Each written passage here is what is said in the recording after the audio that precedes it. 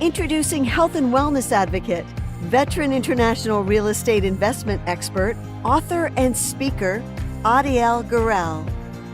Health tips, fitness tips, nutrition and well-being, world-class experts, all right here on my podcast, The Adiel Gurel Show. Hi everyone, it's great to be back here with you again. It's very exciting to have Dr. Tom Moorcroft here with us. Tom, welcome to the show. Well, thanks for having me, Adiel. So great to be here. It's an honor and really looking forward to this conversation. So am I. So we've talked before, but you are such a multifaceted, knowledge-based person. It's always so fascinating to talk to you. So in preparation for what we're going to discuss today, maybe you can give us a little background of how you arrived at the knowledge that we will be sharing today, and then we'll take it from there. Yeah, I think in our last conversation, I think we talked about Lyme disease and other infections, and a large part of what we're going to talk about today, I learned in my own healing journey. I was chronically sick at the time that I started to make the biggest shifts and learn the things we're going to be talking about. I hadn't met the doctors I needed to kind of overcome the physical aspects of illness. And so the long and the short of it was, I was about 6 years into chronic unexplained symptoms, joint pain, cognitive dysfunction or brain fog, lots of muscle pain and horrible fatigue, and I just started feeling like I was missing out on life, And the challenge was I went to doctor after doctor and they're like, oh, it's all in your head. You've got depression like your old man. And I'm like, well, no, I don't have depression. I was fine until my body hurt. And then I couldn't get an answer to why it hurt. And then my mood got a little crappy, but it was more, I was angry at the system and I was angry at my body because I didn't feel like, I was like, I just want to go live life and do the things I love doing. And I felt like I was losing that. And so, I was recently married. We wanted to start a family. I love playing, my wife and I love playing outside together, mountain biking, hiking, skiing, camping, all that kind of stuff. I just love to be outside. And the worse the symptoms got, the less I could do those things I really loved. And I remember one day very clearly, Adiel, I was staring at the wall in our apartment. And I was like, I keep going down this path every morning and I know exactly what I'm going to get. I'm going to get more of this junk that I hate. And then I go, but I see a picture over there of like all the things I just described, the things that really light me up that I wanted to do. And I was like, I have no idea how I'm going to get there, but I'm like, if I wake up every morning and keep doing the same thing, I know I'm going to just fall off the face of the planet over this way. So I decided that no matter what, I was going to get that. And it was within like 48 hours that someone handed me a yoga DVD. And then I had to explore where the guy learned it because he had changed it and it wasn't all that right. But I went way back to the sort of the original gurus in India and started studying with them. And one of the biggest challenges I had was physically I could, do some things. They hurt a lot, but mentally I was all over the place. I was so frustrated that I couldn't really sit down and be. And so through the course of my learning, I learned to use breath to open up and heal my physical body. But through that process, my body taught me more about diet and proper nutrition, even before I took a class in it. And then also it allowed me to slowly over time be able to become more comfortable and be in my body. And the more I got into my body and being present in the moment, which I kind of accidentally learned through the healing process. I mean, our bodies are so amazing. They teach us this. But when I sat down, I finally was like, oh, I'm in touch with my heart. And when I got in touch with my heart, everything opened up. And then in retrospect, I like 2 years later, I was like 70% better. I still needed doctors for the other 30%. But that big, huge improvement came from focusing on what I was passionate on and saying, I'm going to get there. And the one other sort of piece to the foundation of our conversation, I think, is I didn't say I have to have that today. I said, that's where I'm going. And I'm going to live as the person who knows how to get there. However, today, if my body doesn't feel good, I'm going to respect it where it's at, yet still hold the image and the vibration of that deep in my heart. And that's what opened up literally at minimum 70% of my healing. So that's kind of, I think, why we're sitting down is like, in the work I do, I see a lot of chronically ill people, and giving them the physical treatments is only a very small portion of their true healing. So I would say that resonates very much, because the mental image or the perception or the feeling we have about ourselves obviously count for a gigantic portion of how we are or how we manifest ourselves in real life. So, I mean, it reminds me, and Chad could resonate with it.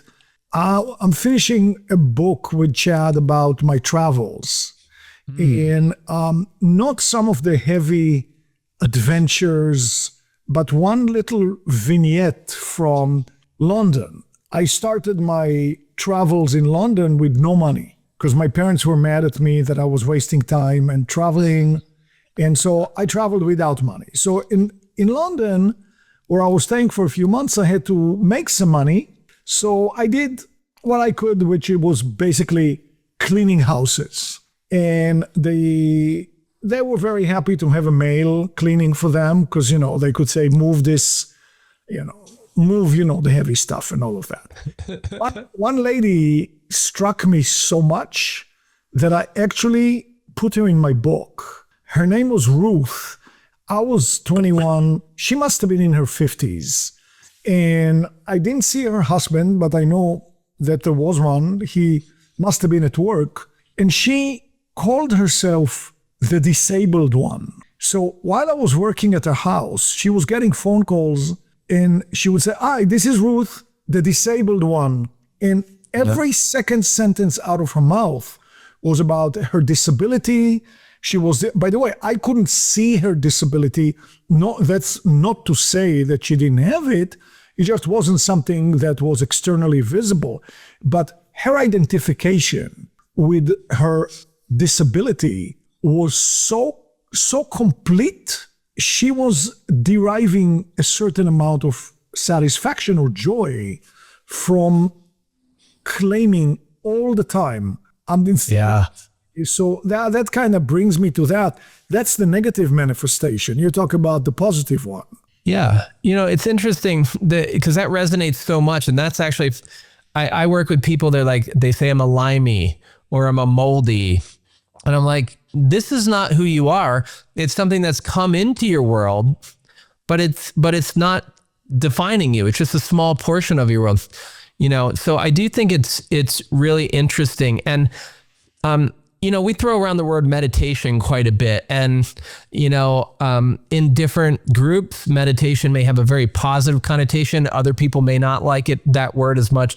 But since I teach a lot of meditative or practices of healing that some people define as meditation, I always go back to where it came from, kind of like the yoga. I'm like, let's go back to the OGs, so to speak, the original folks.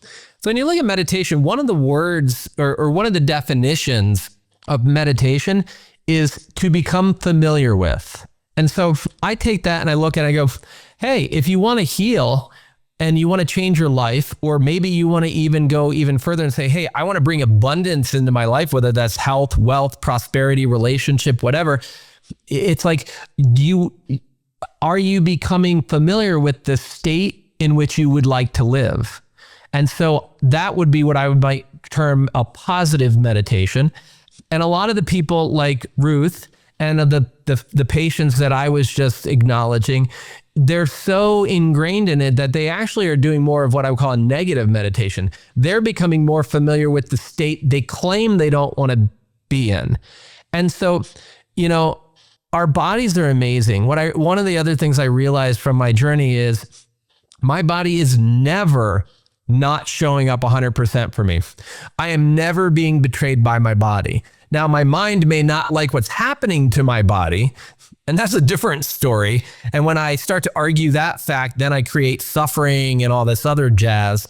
But my body is always there, even in the last moments of life, And I know this from, my esoteric meditative practices and philosophical and spiritual pursuits, as well as my medical pursuits. So it's scientifically there.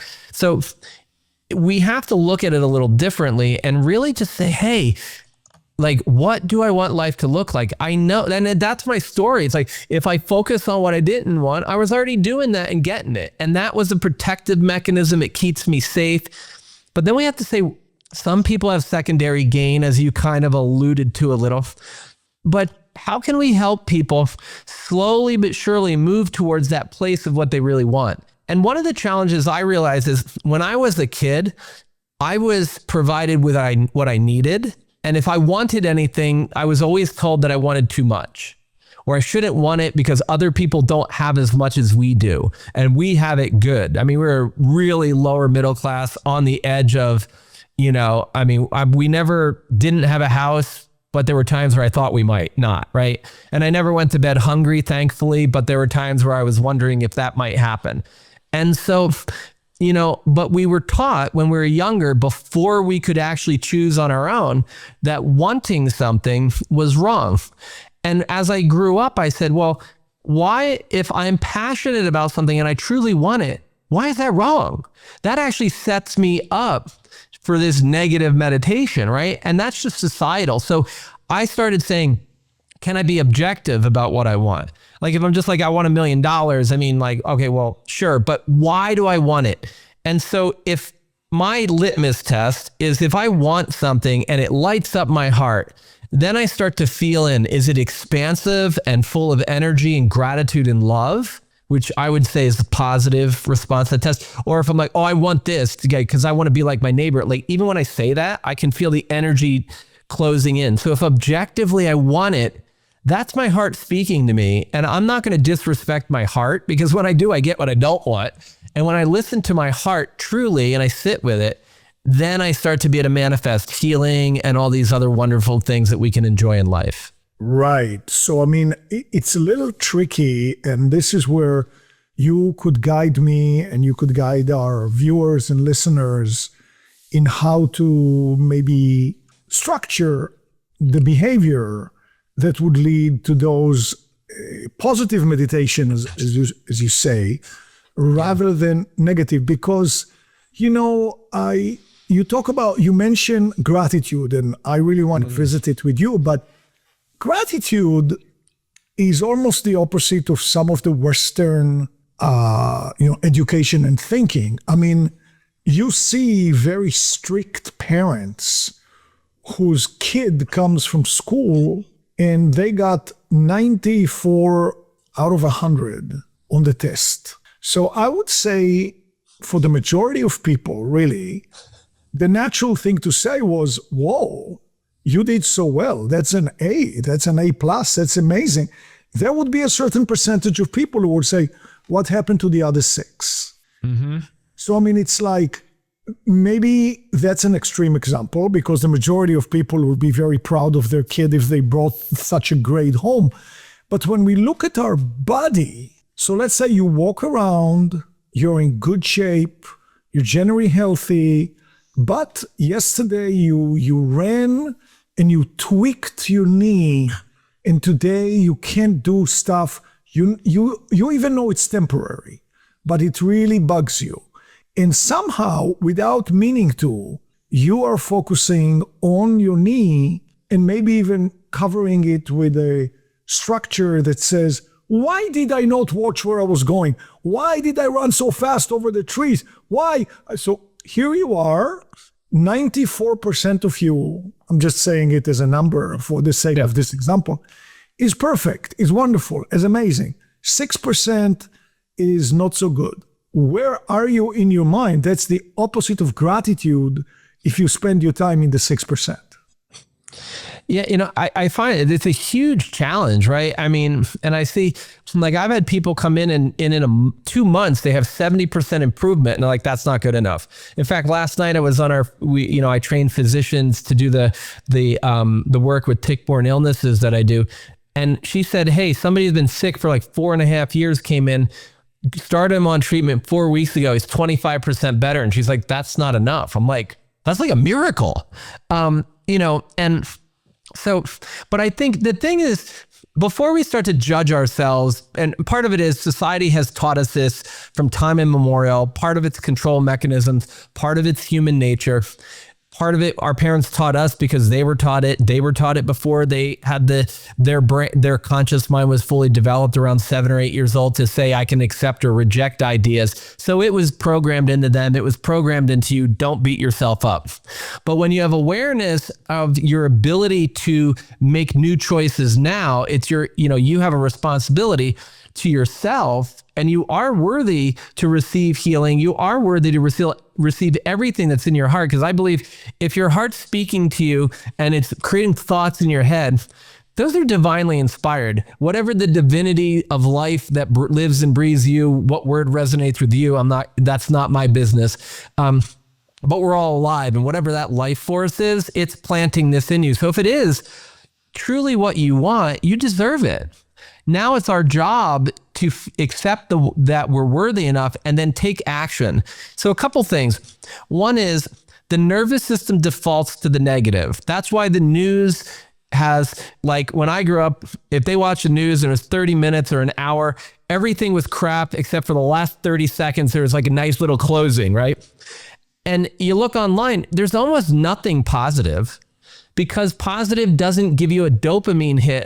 And so unless it's massive, but negative, we grab onto, because if we don't, we could die.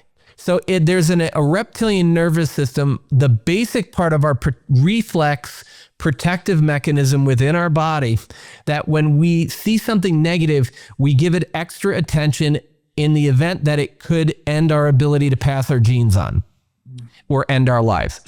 So innately, we assume negative and then we choose positive, because I made up a crazy example years ago.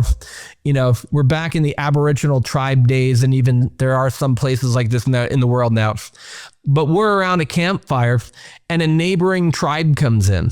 If we assume they're friends, and we don't know them, so we're not sure. But if we assume they're friends and they all come in and cut all our heads off, well, we're gone. If we assume they're not our friends and they're not, now we're on guard and we've been able to protect ourselves. If we assume they're not our friends and then we realize they are, then we can change our mind and sit down and share a beer. So, this is a protective mechanism, but it's also, in modern days, we probably don't need it as active as evolutionarily it is. So that's part of it, right? So it's our natural reflex. So how do we overcome that, right? And part of it is like I always tell people, if you think you have chronic Lyme or you hurt your knee and you're not supposed to, like if you don't need to focus on a hurt knee to know you have a hurt knee. You're not going to forget to do something about your hurt knee or your Lyme disease if you really have it, because it's right in front of your face. So like as the example of the knee, I think is a really good one. I twisted it yesterday. I wake up today and I'm like, damn it, I did that. Why did I do it? The whole saying you shouldn't should on yourself, like don't should on yourself. It's like, no matter what I do during the day, no matter how positive I am, if my knee hurts, I'm not going to be able to forget about it. And if I am able to forget about it, then my knee doesn't hurt and it's not injured anymore. So what I tell people is like, look, you're never going to forget about the bad part. Assess the negative, make sure there's no life threat, and then go back to focus. So a couple things you can do that are practical, because I could just talk, you and I could talk about this for 3 days and have it all be not actionable, and just be theory. Couple things that I recommend people do. I love an exercise where at the end of the day, you give yourself 3 to 4 minutes and you break out a journal. It is best to actually write it down, whether you use a digital writing with a pen type stylus or real paper. I'd recommend not typing it. Really get your hand using something that's more like paper, because that's a direct connection to reprogramming your nervous system. You write down 3 wins that you had for the day. Doesn't matter how big or small. In fact, in my life, the smaller, the better. It's almost like sipping a beautiful glass of red wine. You take 1 sip, you swish it around, and over the next 2-3 minutes, you can allow that to just really, you savor that moment. That's what we're looking for. And if this is the worst day you ever had, you lost your job, somebody hit your car, your dog died, it's the worst thing I could ever think of, all added up. Write down 3 lessons you learned. And then the trick is spend no more than 2 or 3 minutes writing those 3 wins down. And then write down 3 wins you're going to have for tomorrow. And so what's really interesting about this is a lot of people are like, well, why am I doing that? I'm like, well, the thing is, you'll eventually fall asleep for some period of time. And even the worst insomniac will eventually sleep for a bit of time. And when you go to sleep, the conscious mind that says, yes, no, this can work, that can't work, this is why it won't work, it's always trying to protect you, kind of dissociates from the subconscious mind. And that subconscious mind is more like, it just does what you tell it to do. So if when you were 6, your parents told you that you shouldn't want anything because you're a greedy bastard, you're going to run that program over and over again until you choose to reprogram it. Reprogramming happens one of 2 ways. One is a huge event happens, but when a huge event happens, it's usually very negative, like 9/11 or COVID. Now, could it be the birth of a child or meeting the love of your life? Yes, but that's less common because of the way our nervous system works. So the other part is repetition. And repetition is easier when I can bypass the conscious mind. So I do it at bedtime. Then I go to sleep. The subconscious kind of plugs into the life energy. And now it's kind of like what we would call the superconscious. And you're getting all these new ideas. And you wake up the next morning and you read over the 3 wins from yesterday, the 3 wins you're going to have today. And then you just do this every day. And within 4 to 7 days, everyone who's ever taken me up on this is like, oh my God, my life is so different. Okay, so I have a technical question for you. Yeah. So in my mind's eye, I see myself writing it down at the end of the day, the 3 wins, fine. But when I write the 3 wins for tomorrow, while I write it, I can hear my conscious mind saying, how the heck do you know? What is this? What are you predicting the future here? What the heck? And the answer is, that is so spot on. That is exactly the reason we do it at nighttime. So one, yes, you've just proven my point that the conscious mind is going to create all of the ways that it won't happen. Or how do you know? You say, win 1 is going to be, they say, what do you know about, tomorrow has not, unfolded yet. How correct. Yeah. And so that's why at bedtime, we just write it down and we let it go. Because then when that conscious mind gets to chill out and take a nap, the subconscious is open to new possibilities.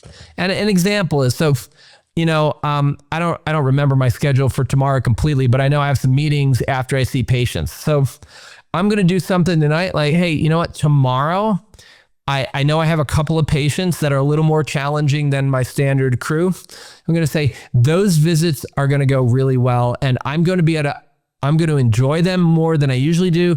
And I'm going to be able to offer them something really good that's going to help break through for them. Something that we haven't been able to achieve in the past. And I'm going to say, I have a business meeting and the meeting's going to go really well. Okay. So that is now a wonderful guide because let's say I'm doing it last night. I don't know anything about today, but I do know just from my calendar that I have a podcast with you. So I can say that's an anchor. I can take that and say, I'm going to enjoy it. I'm going to learn a lot of new things. It's going to be fascinating, stuff like that. Yeah. And it's simple because in the beginning, you don't have to be rewriting the whole future. It's as simple as saying, hey, I'm so grateful that Adiel and Chad asked me to be on the podcast tomorrow.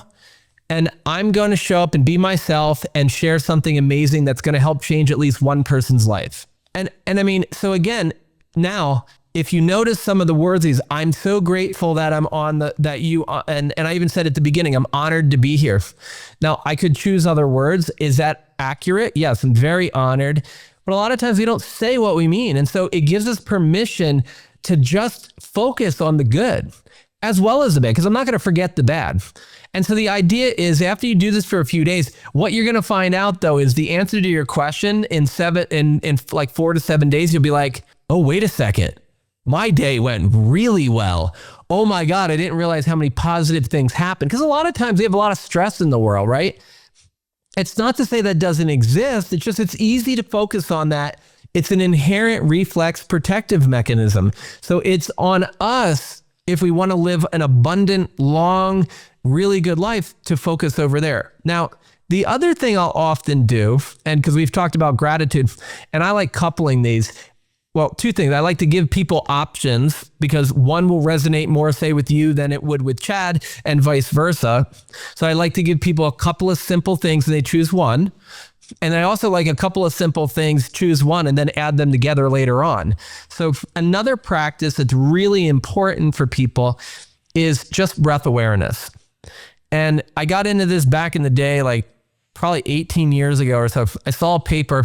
One, I was getting into it. I was always very into the how do I reignite self-healing within me? And that was part of my learning journey. But even before I was sick, it was like, I came across a paper that said, if you focus on your breathing in and out of your nose for 10 minutes a day, there was a study that showed you can turn off breast cancer genes. I was like, okay, that's kind of interesting. And as I went down the rabbit hole with all this breathing thing, we find that if there's a concept, there's a thing called heart rate variability, right? So we know the heart goes a little faster, a little slower, depending upon our activity, but also just at rest, while we're talking here, there's a little variability. And our beat to beat variability, the higher the variability is, the healthier we are. The healthier our immune system is, the better the greater stress resilience we have, the greater resistance to viral and bacterial infections, right? So we can live longer and healthier. Now, if you're chronically stressed or you're really old and you haven't put work into this, those are signs of decay of the system and aging. And so what's interesting is if you sit down and you just focus on your breathing in and out of your nose, the air moving through the nose, the air in the back of your throat, even just your chest rise and fall. And that's all you do for 5 minutes, then move to 10 minutes. And you just close your eyes, sit on your bed, lie down, and you start breathing and you just become aware of it. Now, most people will realize that then thoughts start coming. There's no way to get rid of them, so don't try it. There's no mind, until you've super meditated or had a really crazy, instantaneous spiritual experience. Thoughts are normal. So what we do is thought comes across my mind. I go, oh, thank you so much. I'm going to go back for the next 5 minutes. Whenever I get distracted, I go back to my breathing. And that's step one. That's all you do. It will get you into a parasympathetic rest and digest setting, and it'll start to increase your heart rate variability. Now, we know through the research of the HeartMath Institute, as well as others, if I take heart-centered breathing, meaning I take that breath awareness and I start going, I'm breathing, my chest is rising and falling, chest is rising and falling. Then I go and I think about something I'm grateful for, something I love, someone I love, something I used to do that I love that I want to do when I get better, something that I do now that I can't wait to do more of, something that I plan on doing in the future when I feel better. Whatever lights you up, dog, cat, bug, snake, kid, lover, whatever you can hold in your heart that lights you up, do that while you're focusing on breathing. That's gratitude breathing, or what HeartMath calls quick coherence. Now, the importance of that is when I do quick coherence and I measure it in real time, I can see your heart rate variability dramatically increase. So if let's say I did heart-centered gratitude breathing for 5 minutes, and then I opened my eyes and I wrote down 3 wins for today and 3 wins for tomorrow, or if it feels better, do it in the opposite order, doesn't matter. Now you're getting parasympathetic, you're getting ready, you've celebrated gratitude today, you're practicing gratitude in the future that hasn't even, you're pre-programming gratitude. Now, the trick is, because we've now coupled this with the breathing and the quick coherence, we're helping our nervous system get out of fight, flight, or freeze, which are our sympathetic overdrive or our collapse states. And we're going back to parasympathetic, which is healing and rejuvenation. And what's beautiful is parasympathetic helps you rest and digest. So you're about to go to bed. That's when you consolidate memories. That's when your brain detoxifies optimally. And if you're having a hard time going to bed, you got to practice these things during the day, and it'll make going to bed easier. You'll digest your food better. You'll heal better. So I use this as a way to access longevity, but also a way to access healing mentally, physically, and emotionally, literally. And so it's so simple because you just start with 3 minutes or 8 minutes. And you're worth it, right? So you do those practices, and it's amazing how quickly the snowball gets to the top of the hill and then just starts running down the other side and gaining momentum for your wishes, your goals, and your desires. Makes a lot of sense. What you're describing is almost the equivalent of a mantra meditation, except the mantra is being aware of the breathing. Yeah. Well, and Adiel, like a lot of this is, what is your chronic meditation, right? And go from negative to positive. And also, when you look at your passion and you live with passion, right? Your passion comes from your meaning and your purpose. And we know that when you live a life of meaning and purpose, it literally changes how genes are expressed. Genes that reduce inflammation and boost immune resilience. So now I have changes in genetic expression, and I have direct changes in my nervous system that impact my immune system. And so not only is it going to help you change how you feel, but it's actually going to make people biologically younger. And so while not everybody may want to live to be 170, like a lot of the biohackers are trying to pretend we're going to get to these days, but most people I know want to live their full life at their fullest capacity, go to bed and not wake up, rather than suffer for 30 years. And we know like markers like telomeres, markers of aging in chronically stressed people get shorter and shorter and shorter, showing that we're having early advanced aging, right? The other thing is when we do this, this is kind of a riff on mindfulness. We're just aware of how we're thinking, and we're aware of how we would prefer to think more. So we're essentially rebooting our phone. Like when my phone doesn't work right, I look for an update or I turn it off and I turn it back on. It's a reboot. And that's really what we're doing. And we know that like older folks, and this also applies to a lot of people through the pandemic, who do mindfulness-based stress reduction, which this is a version of. We also see lots of studies showing reduced inflammatory markers, but also people subjectively reported less loneliness. And it's like you see, and I have an aging mother, she's 85, she's in assisted living, and she's doing okay, but she was in Florida for a while. We moved her out to Utah to be closer to family because she was engaged with some people, but she didn't really have a lot of family connection anymore. And that's a big part of how we grew up. And so you could see, we had a reunion about a month ago now where all of her sons and their families came together, and it made all the difference in her health. And there was that connection. And literally, if you just do 5 to 15 minutes of some form of mindfulness a day, such as and add some gratitude to it, because that supercharges it and it's free. And if you look at your breathing, you're already doing that. That's also free. You might as well take advantage of it. There's no admission fee here. That is going to improve immune function. It's going to decrease inflammation. That need that we were talking about is going to heal better. And you're going to feel more connected to the world. And humans, whether they're very extroverted or very introverted, need connection. We're social animals. We need a connection to those around us and to the planet in a level that's individually right for you, but none is generally not good. And the feeling of loneliness versus the feeling of connectedness is important for, a major risk in aging. It's a major risk in chronic disease. We see that so many people with chronic diseases, including chronic stress or just life stressors, doesn't have to be an infection. It could just be your life circumstances. When you feel disconnected and lonely, everything's worse. And I can even measure blood levels of inflammation going up and coming down before and after applying these principles.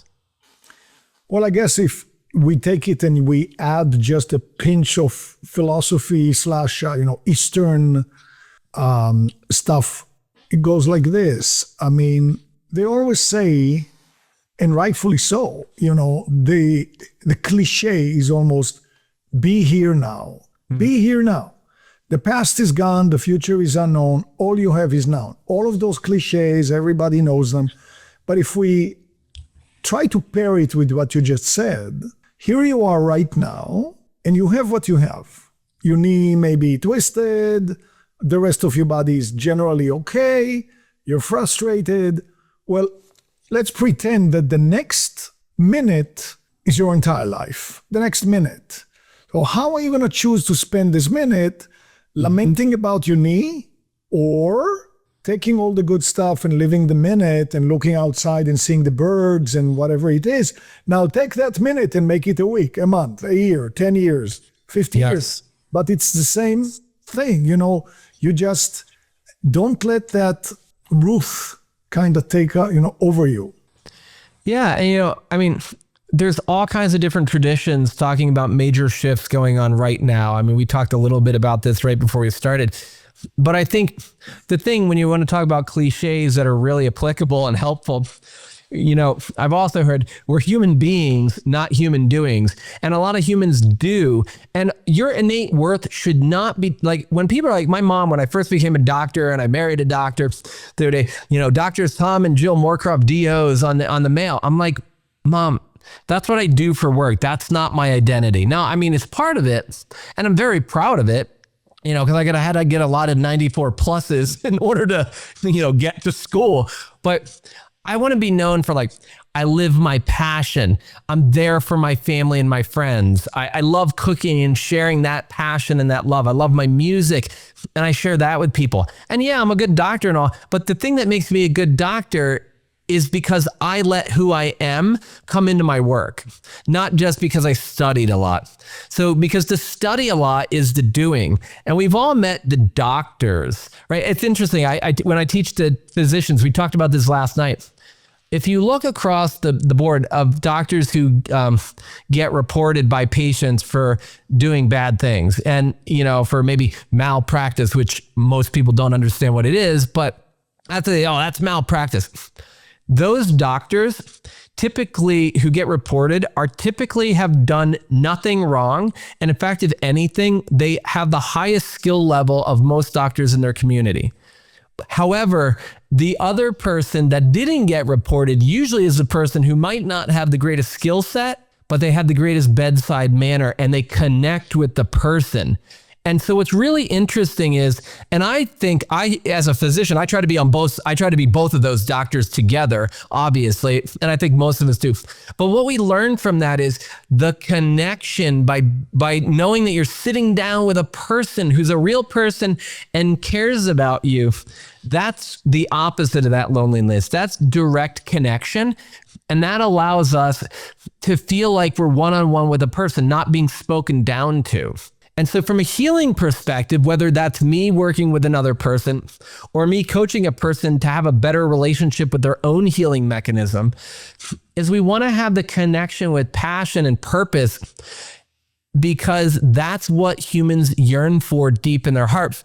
And it improves all the factors we've been talking about, And it's like we know that when we reconnect with calmness and gratitude and meaning, that alone, outside of the quick coherence technique, will improve heart rate variability. And it's directly related not only to how healthy you are and how long you live, but maybe most importantly, how well you feel today.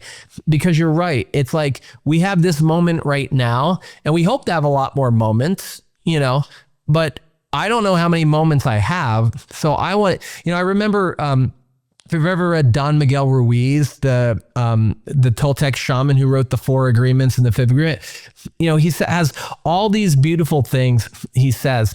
But one of the things is he wasn't telling us not to ever have an argument with your family, but he's never leave your family and loved ones in a state of, upheaval. You had an argument and you leave. He's even if all you do is stop and you say, hey, look, I didn't want this to happen. I know we need to decompress this. I'm sorry. I love you. I don't expect everything to be hunky-dory in the moment, but don't leave without saying I love you. Even if there's tension, close the tension with, and I love you.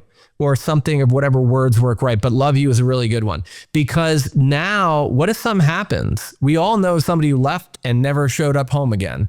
And the other test I do, and I didn't think we were going to get here, but it just came to mind, is one of the things I love doing is I recommend that once you do some of these other practices and you're feeling good and it's okay to kind of sit in your body and focus on your breathing, take it a step further and stand in the mirror and look at yourself and then say, Tom, I love you. Which most people find that to be harder than telling anybody else they love them.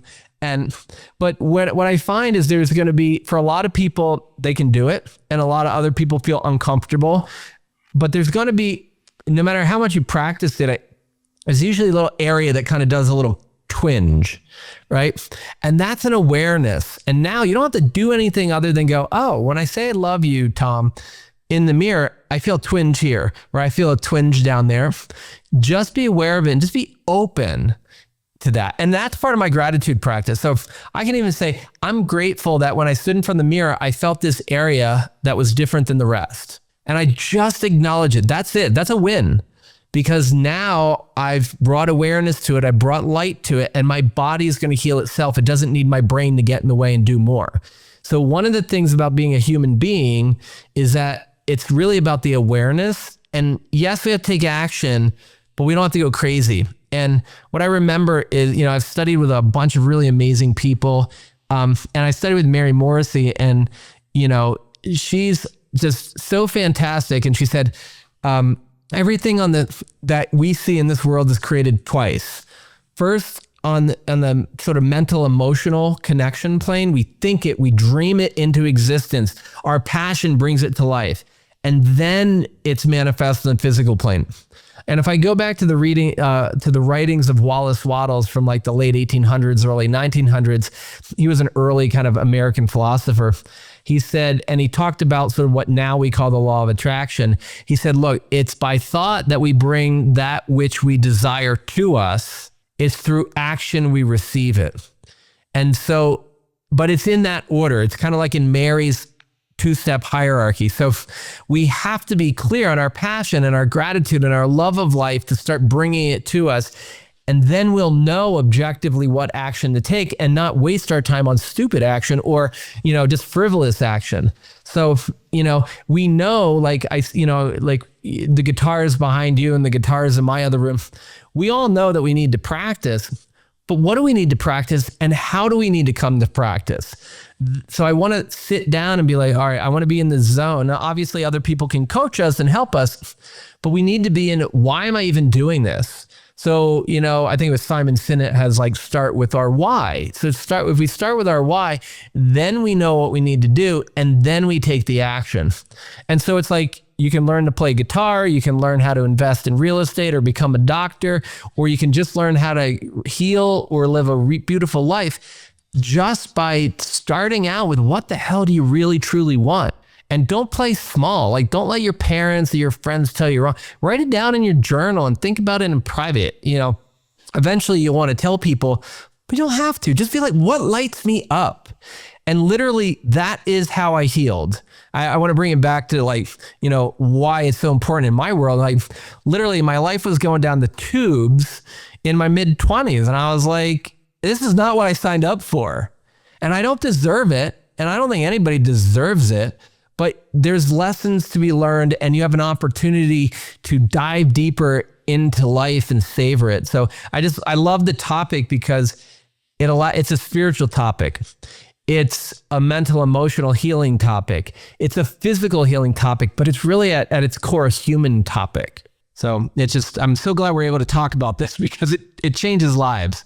A variation that I learned about standing in front of the mirror and saying, hey, Tom, I love you. Hey, Adiel, I love you, is looking in at your child.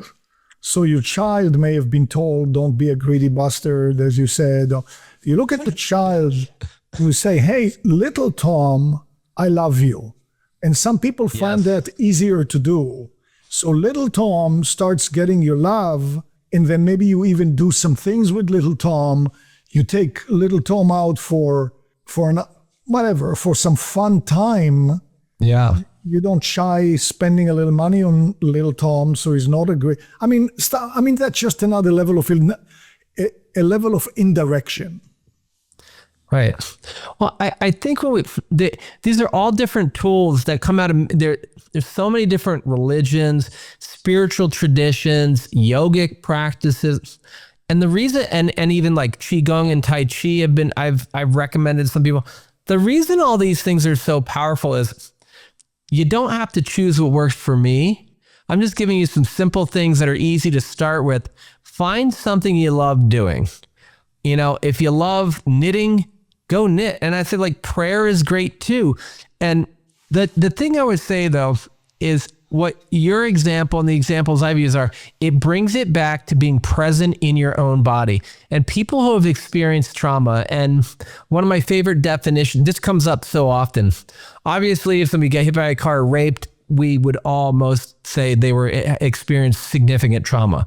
But when I studied with some Peruvian shamans, they just talked about it as being stuck energy. And they would say to make the American tourist happy, they call it stuck negative energy. But their idea of negative and positive was an opposite pole, not a value judgment of good or bad. It's just literally like a magnet, positive pole and a negative pole. And their point was the energy is just not flowing. So our goal is to get the energy flowing. And if you look at through the world literature, some of the best practices for trauma resolution are what they call somatic exercises, meaning we help people who have moved out of their body, bring their energy back and their focus back in so they can live more comfortably in their body. And they exited because it felt dangerous in the moment.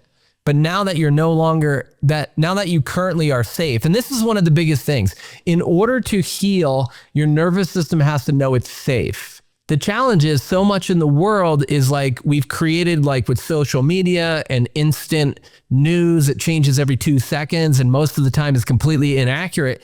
We have a world where we can feed on, we're scared. And so our cortisol, stress hormone is super high.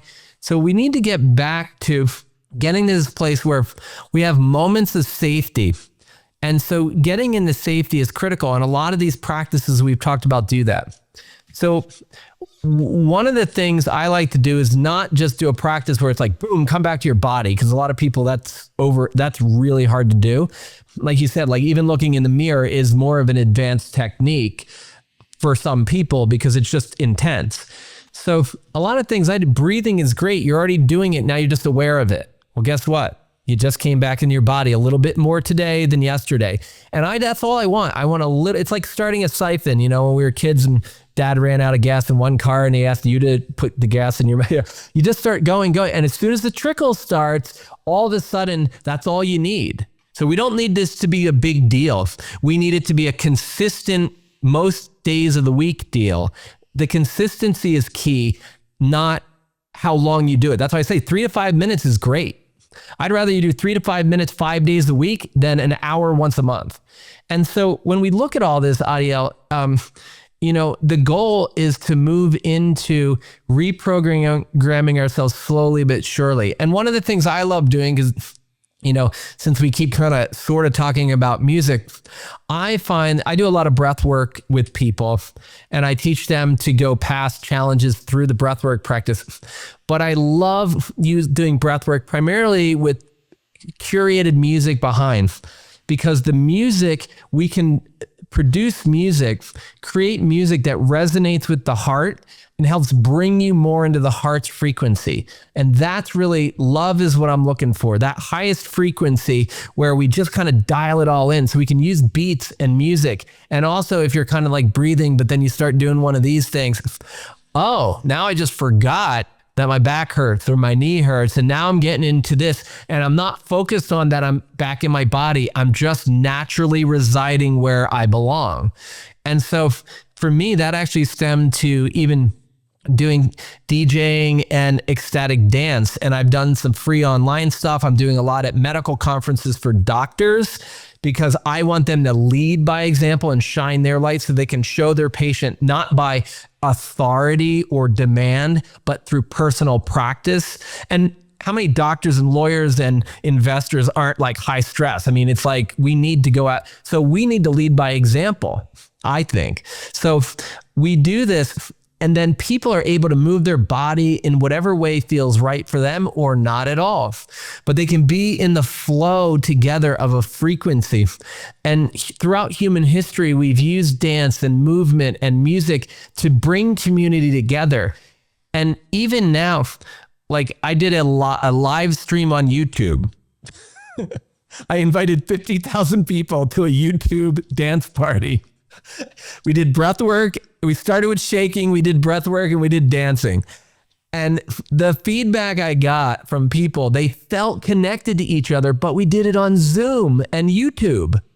So you don't even have to be in the same room. And for people who are not quite ready to get out and connect directly with others, you can actually get this. And Joe Dispenza has done all this meditation research. And they actually have publications done at major, medical institutions. And Hamel Patel has published a lot. He's down in San Diego, but he's done a ton of research for Joe Dispenza on white blood cells and other cell lines and how we can change them. And they'd even put stuff in different rooms and in different parts of the planet. And a group of people meditating in a room can affect things in different places. And a group of people meditating together over Zoom can change gene expression across the globe. So all this like coherence and oneness initiatives and all these things are scientifically grounded. And as much as what you and I have been talking about might sound like woo-woo to some people, it's spiritually sound for millennia, and it's scientifically being proven more and more every single day. Well, thinking like a physicist, I was trained in engineering, so there was a lot of physics and math. Yeah. Thinking from that standpoint, actually the most logical and scientific, it makes perfect sense. Everybody knows that has meditated, that when you meditate with another person, somehow it's better, maybe deeper. Some people would say, yeah, because you stray less with your thought, because you know the other person is there, so you do it better. Okay, that's one explanation. The other one is everything is waves. Waves, electromagnetic waves, including our thoughts. So when you have a certain wave pattern, because you're meditating and you have another person in the room with a similar wave pattern, there's what is called constructive interference. If you have 1,000 people, now I was lucky enough to meditate once with 4,000 people in a building. Oh my God. 4,000. I did 1,800. 4,000 is insane. I love it. I can tell you, it's a very, very different experience, very deep and very special. So why wouldn't it, if you're emanating waves, at least in theory, those waves can reach very far. Well, they reach very far. They have an effect. So what you're saying, as a physicist, makes perfect sense. Well, and you reminded me, like one of the other people I spent a lot of time with before his passing was Bob Proctor. And for anyone who's watched The Secret, Bob's the white-haired guy who's like grandfather time almost. Like he's like the guru of the gurus type of thing. And one of the things he's talking about, like, well, a lot of people are like, hey, I'm following the law of attraction. I want this. I focus on it every morning. I wake up. This is my purpose. I look at it, but I'm not getting it. Why isn't it happening? And one of the drawings, Bob, just remind me this. He's like, your frequency is down here. What you're thinking about and what you want is here. But going back to what Wallace Waddell said is, not only do I need to think up here, but I need to act up here. So it might be I have to go and meet it, and that constructive resonance ultimately becomes coherence. And so another thing is, who are you hanging out with? Because like Jim Rohn, who's like kind of like one of the guys who in the early days really inspired Tony Robbins, was like, hey, if you show, I think it was him who said, like, if you tell me and show me the 5 people you hang out with the most, I can tell you what your bank account looks like. And I would say the bank account, it is an analogy. I mean, yes, it's a physical wealth bank account, but I would also say that I could tell you the same thing based upon who you hang out with. I can tell you what your emotional bank account looks like too. And the point is you resonate with those around you. So now that like I continually try to up level, like I'm going to do some DJing and ecstatic dance at Burning Man this year. It's the first time my wife and I have gone, and we're going for the art and the music and the community piece, because I've heard other stuff, but that's not our gig. But I want to give things that bring me love and that the community is liking. So I wanted to, as part of it, create spoken word things over top, not like I'm on a microphone and hoping the tech works in the middle of the desert, but I want it to be etheric, like it's like an angel speaking to people. And I can have it layered over songs in certain areas to at core times to give somebody just a little extra boost to that love, right as the music brought them to an openness, and then it drops out and you're hanging out in stillness. It's the perfect time to program your mind. It's almost like using neurolinguistic programming and hypnosis in the middle of a deep, still dance experience. And so I call it, I happen to, by no coincidence whatsoever, because I don't believe in those things, by divine intervention last fall at a bioenergetics conference, run into a Grammy award-winning music producer who creates primarily meditation and heart aligning music. And I was just like, I'm on a whim. I'm going to reach out and say, I want to gift this to other people. I'm stuck in one spot. You're an expert here. Can you help me? And I texted him and he's like, my schedule is super crazy this entire week, but I want to help you out. Can I call you right now? I was like, okay. And he's like, I usually charge people for this, but you're a friend of mine because, we talked for 2 minutes at a conference. But he's like, I believe in what you're doing. I can help you really quickly, And I was like, because I wanted to give love and lead by example and share this with other people who are in a community where it's more about coming together and living in love and community and support rather than what can we get. This person who could arguably charge me thousands of dollars for a consult did it and helped me. And within, I had a couple patients after I'd talked to him, and it took me 15 minutes to do what I had to complete 50% of the project. And I haven't been able to figure it out in 3 months. And it was like, I reached out because it's in my heart to give. And we had made a connection on a heart level, and he was willing to give because he knows I'm going to give it out. And so that's what I'm saying. If we can live in a world like that, where it's about love and gratitude, right? Because it's like, when I help patients, like really try, they're trying to retrain the way they relate to their current circumstances and their identity and their traumas they built up over life. And most importantly, maybe their inner narratives that have been part of that. When we retrain that in this way, we shift those immune markers, which is really cool as a doctor, because I can say like, look, I just got to teach you spirituality and it changes your physical being, and that makes me feel cool. But the reality is they don't really give two craps. They want to know how's it going to change their lives.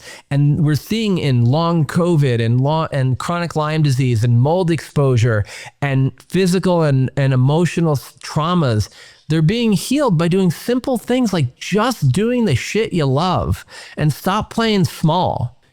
It's like, there's a Marianne Williamson quote I talk about all the time. I almost feel like pulling it up so I don't bastardize it. But the gist of what she says coming out of the Course in Miracles is, it's our light, not our darkness, that scares us the most.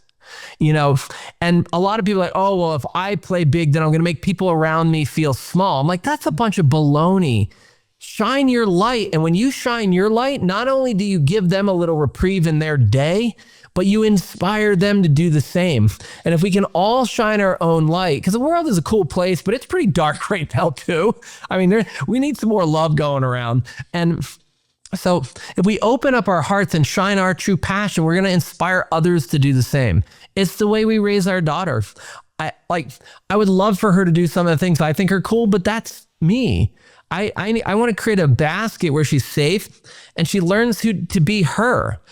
And then when she does what's in her heart, she's going to have a great life, have the greatest level of health and healing and longevity, but she's also going to inspire others to do that. And through that ripple effect, which is an interesting analogy based on what you just said, was when we ripple out like this and other people's ripples go like this, Now we create that interference as well, which creates a higher frequency. And that's what we're all doing. When we each do this and we motivate others to do it, our interference is actually what's up leveling humanity.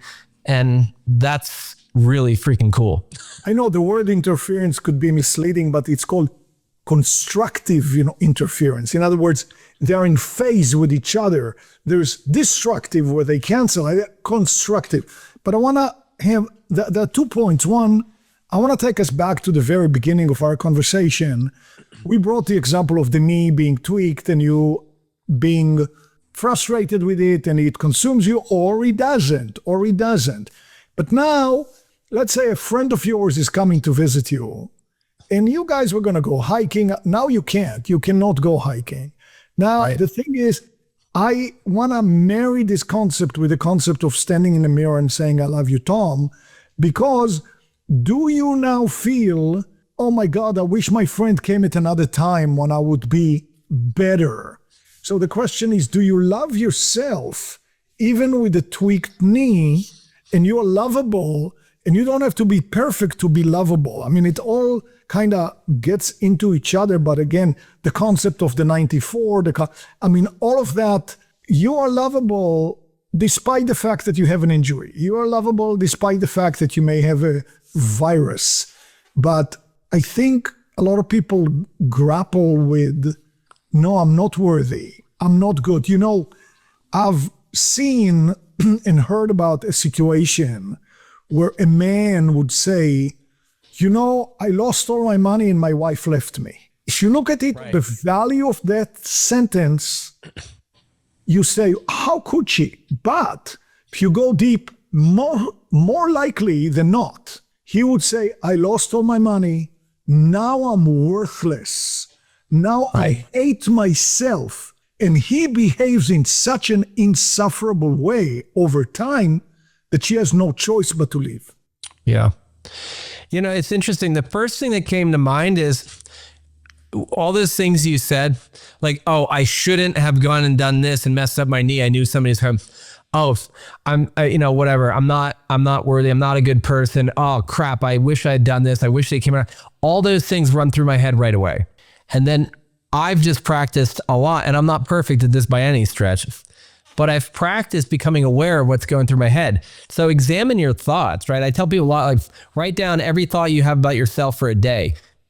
Most people, it takes between 15 minutes and an hour or even 15 seconds. And they've already replayed all the 95% of what they're going to say about themselves. And I would say for most people, it's bad. Excuse me. And one of the things that I come out of that is I say, look, when I'm standing in front of that mirror and I say all those things to my friends coming, then I'm aware of it because I feel it. And that's all I need to do. And then the next thought that I had, because I was playing this through in my head, like as in real time, if I were in that situation as you said it, the next thing that I thought is like, my friend and I are now going to have to figure out something else to do together. And I bet you it's going to be something I never thought of before. We are going to have an adventure that's not pre-planned. And it may, and it may not, but it may be better. So like recently, my mother, who's mostly in a wheelchair with a really bad Parkinson's and osteoporosis of the broken back in several places, all in the last 6 months of the back breaking, and then the Parkinson's been a while. She had us all come for that reunion. We're like, how can we go do something with my mom that'll be fun for everybody? We've got a couple of teenagers. We got a bunch of people in their 40s and early 50s, and she's in her 80s. And she can't move and can't do much. And some days we don't even know if she can get out of bed. So my wife came up with this crazy idea to go glass blowing. And the kids are like, whatever. The rest of us who are in middle age are like, it'll be kind of fun, but do I really want to go do that? But we want to do it with mom, so we're going to show up. And my mom's like, I'm not going to be able to do that. And then, it was so beautiful. And I have a video that we made of it. Everybody went, we made a little vase, and it's basic, but the glass blower walked each person through it. And my mom watched everybody do it.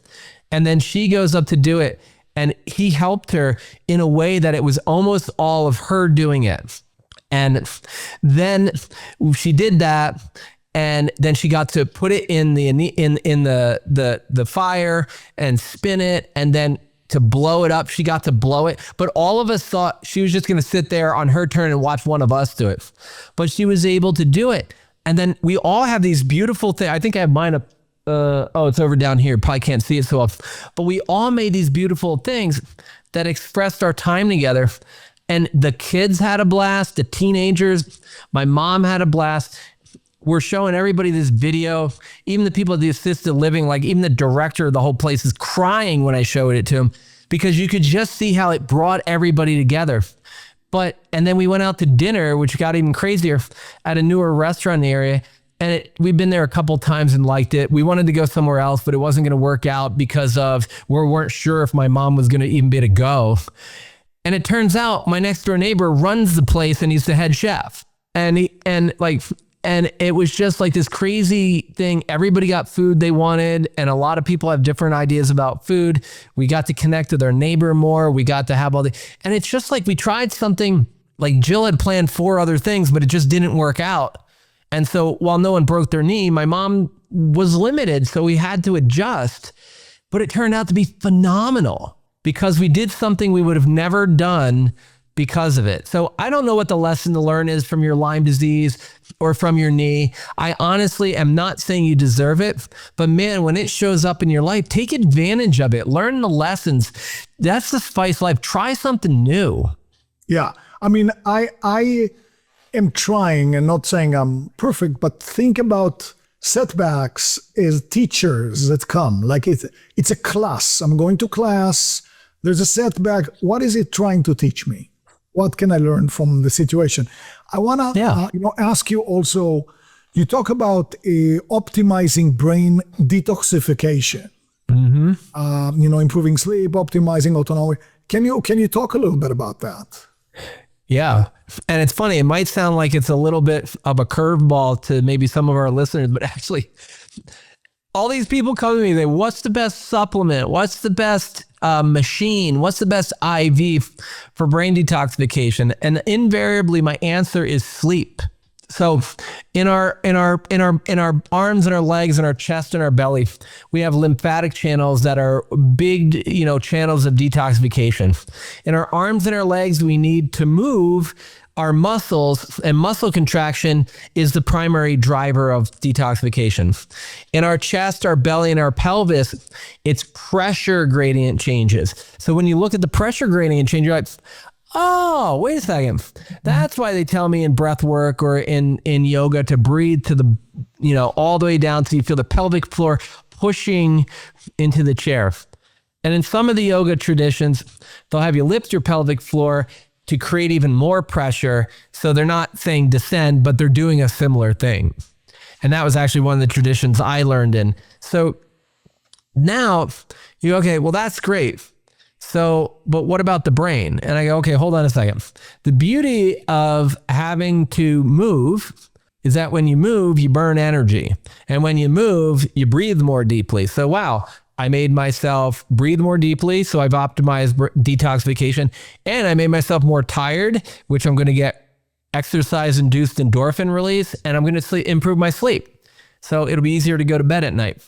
Now, 80 to maybe even 90% of all brain detoxification has been shown to happen in deep, slow wave sleep. So we really need to protect the sleep, especially this first 6-hour block. The only other time people have measured really high levels of brain detoxification is when they're in super deep meditation or they've done breath work or prayer that gets them pretty much in a deep, slow wave sleep, but in an awake but trance-like state. That's it. So our body detoxification is optimal when we do stuff during the day, and the things we do to optimize that also allow us to optimize being tired and being in a rest and digest state so we can go to sleep better. So brain detoxification really relies on sleep. A lot of it has to do with hydration. So again, that's also something that's not too expensive. Drink high quality water, maybe put a little pinch of sea salt or some electrolytes in it, but it's sleep and water and movement during the day. Another little trick for that whole thing is get up in the morning and go out in natural sunlight. It's going to stimulate your mitochondria, but it's also going to stimulate production of melatonin, which is our main sleep hormone. And production is stimulated by early day natural light exposure. Now, release of melatonin happens at night when it's cool and dark and we're parasympathetic, rest and digest. We've done breathing and now we're chill. But the nighttime starts in the morning, right? And then our morning, as we've talked, actually starts at night. So in order to get up with energy and to get up raring to go mentally and physically for the day, we prep ourselves at bedtime. We prep ourselves to go to sleep in the morning. And it's this beautiful cycle of natural healing. Now, can I give you supplements that help? Sure. Can we do all that? But if you're not sleeping, there's nothing I can do that's really going to fix your brain that much. I'll give you temporary relief, like an IV of glutathione or a whole handful of it and a bunch of other supplements. But if you really want your brain to work well, and I would recommend you do, because that's what cleans out amyloid plaque, and amyloid plaque is what, if it builds up, that's what's the starting of Alzheimer's and other early cognitive decline. So you got to sleep 7.5 to 9.5 hours a night. If you have a wearable that tells you how much you sleep, you'll notice that some people are awake for 15 minutes, some are awake for an hour or two. We need sleeping to be 7.5 to 9.5 hours for most adults. Less than that, it's not good. So a couple of points that I want to raise. Number one, there are people who will wake up several times a night to go to the bathroom, whether it's because of menopause or post-menopause, prostate for men. Some of them end up sleeping very well. So maybe the body knows what to do to compensate for those, interruptions. And maybe the interruptions in an ideal world come at the end of a chapter. If you look at sleep like a chapter, like you have certain dreams, here's the end of a dream. Now your body says, okay, let's get up to pee. Maybe that works. Yeah. The other layer maybe we can put on getting up and being in the natural sunlight in the morning is, what do we do at night? So you and I are speaking right now, looking at screens, and the screens emanate lights driven by a blue pump. Exactly. Yeah. That's what I mean. So at night, I would say, to complete the cycle, minimize all of those screens. And if you do look at them exactly as you did, block the blue light. Yeah. Yeah. So if we go in reverse order, blue blockers are good. There's different levels. You can use them in early evening and darker ones later. There are several pieces of software, including like Flux and Iris. And Iris is one that I've more recently been using that can take the blue out of the screen so that it's less fatiguing. And I'm on the computer a lot. I do a lot of interviews. I do a lot of virtual consultations. I do a lot of writing, and that's all primarily digital other than my journaling. So it's like, I like to change the screen so it's not driving me nuts. And especially like you mentioned at night, it's crucial. We really love to not be on screens for 2 or 3 hours before bed. We'd love to have like orange lights and not like the full spectrum lights at night. But there's a reality. So we can change our screen tone. We can certainly, put blue blockers on, and the other part about waking up, I love not only sharing my own experience, but quotes that are important. And I find that this one is one of the funniest ones that I share on a regular basis. But if anyone's familiar with P90X and Tony Horton and Beach Body and all of that, and Tony Horton's well known for saying, do your best and forget the rest, right? I'm telling you what to do in an optimal world. Now, the more you practice the things that Adiel and I have been talking about today, the more likely you are to sleep more. But we do know that naturally, well, I'm going to say quote unquote naturally, as you age, you tend to have more sleep disruption and not want, and not be able to sleep as long in a continuous manner. What I've noticed as I've gotten a little older is my body is waking me up way earlier than I want to on the days when I can sleep in. And it's almost like when I was young, I could just sleep. When I had a weekend, I could make up sleep, no problem. Now it's like I have this clock that wakes me up.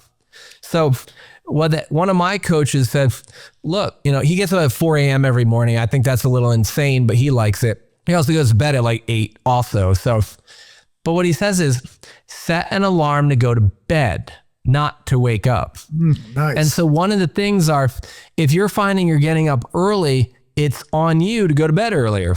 But also these practices will help you stay more calm over time and sleep more deeply. But then again, going back to do your best and forget the rest, if you're not able to sleep through because you have BPH, your prostate thing, your perimenopausal, that's a stage of life you're in.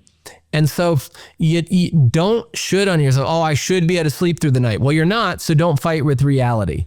It's like your knee. You twisted your knee and it hurts and you can't hike. You can fight reality all day long, but it ain't going to change the fact you can't go hiking today. You know what I mean? So I think that part of it is the awareness of what we're thinking, the awareness of what we're feeling, but also the acceptance to do the best with what we've got. And like Mary Morrissey always told me, you do the best you can with what you've got from where you are. So you just do the absolute, and again, the Tony Horton version of it is just a little bit more simple. You just do the very best. It's interesting when people define that, because going back to like Don Miguel Ruiz, in the 4 agreements, one of the 4 agreements is always do your best.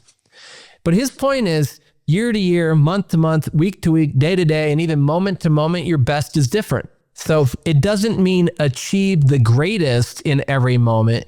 It means show up the best you can for yourself in that moment with all the circumstances. Because when I got to go hang it before my dad died, and I got to visit with him, it was like such a great moment to be able to see him. And we hadn't seen my parents in a little while because we didn't live near each other. And I had a blast and we celebrated and it was the best. But the next time I went to go see him was an emergency when it turned out he was 48 hours from dying. And I was the first family member who could get there. So my best in those 2 situations was pretty dramatically different, like visiting for Christmas or visiting, knowing that he's going to hospice and I have to get the rest of the family here soon before he dies.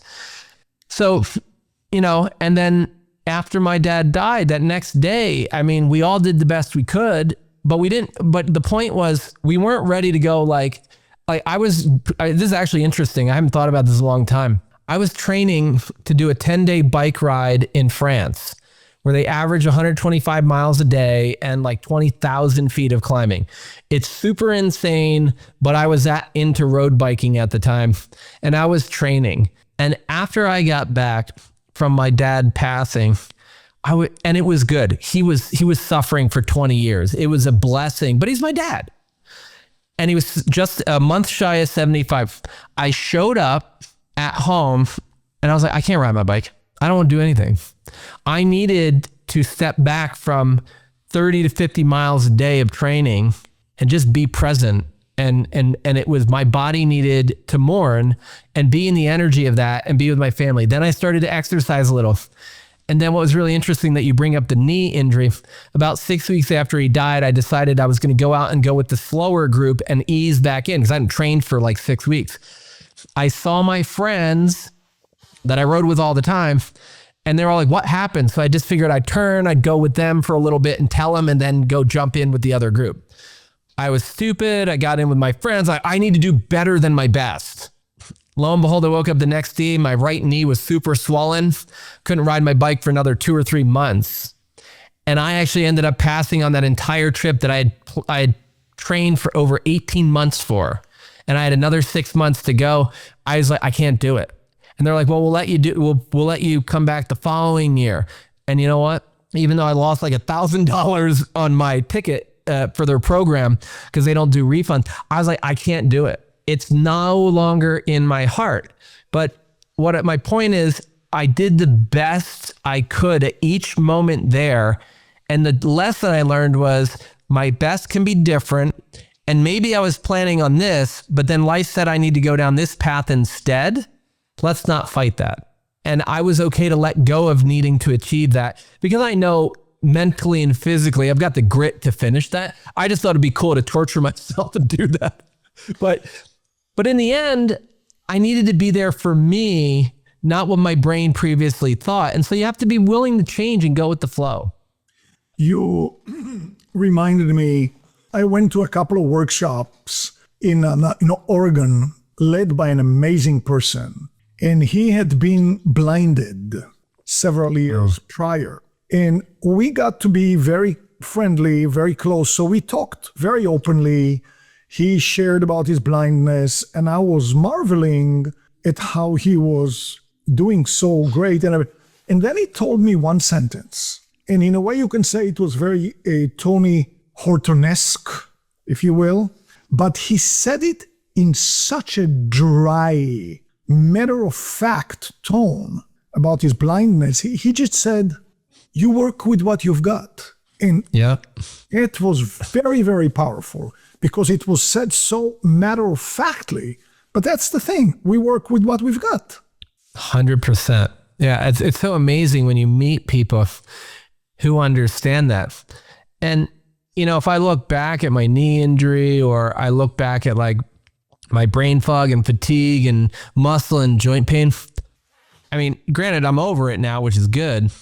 But so in retrospect, it's always easier than when in the moment. But for someone who lost their sight, to be able to share that, I mean, I don't think those things I went through probably are anywhere close to losing my sight, you know? And like, I remember watching a video of that gentleman, I think he's from Australia, who was born without arms and legs, but he dives off a diving board, he swims, he does all kinds of stuff that you would never imagine he could do, because he just like, he does, you know, he just uses what he's got. Right. Well, Tom, easily we could be here for 6 hours, but people made sure to fill up my calendar. So we should probably meet again. It'll be a joy. But I want to thank you so much for your time, your kindness, your love, your wisdom. We can learn so much from you. Thank you so much. Thank you so much. An honor, and, you know, just wishing lots of love and a life full of gratitude and passion for everybody listening. Thanks for joining me today. Click the subscribe button for more video. Got a question or comment? I love questions and comments. Leave yours below. And here's another video you've got to see.